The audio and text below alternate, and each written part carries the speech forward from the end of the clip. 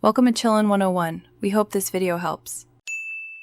Begin by measuring 1 teaspoon, approximately 2 g of Moringa powder once daily for the first 7 days, then increase to 2 teaspoons, approximately 4 g if tolerated. Take it in the morning with a meal to reduce stomach upset and to stabilize blood sugar and energy across the day. If you are pregnant, breastfeeding, or taking prescription drugs like blood thinners or diabetes medication, consult your healthcare provider before starting Moringa to avoid interactions or contraindications.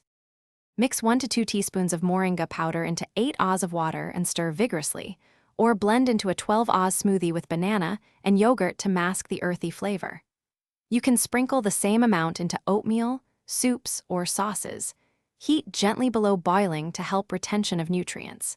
If you dislike the taste, take encapsulated Moringa or use tea bags made to match 1-2 teaspoons equivalent, and always measure doses rather than estimating by eye.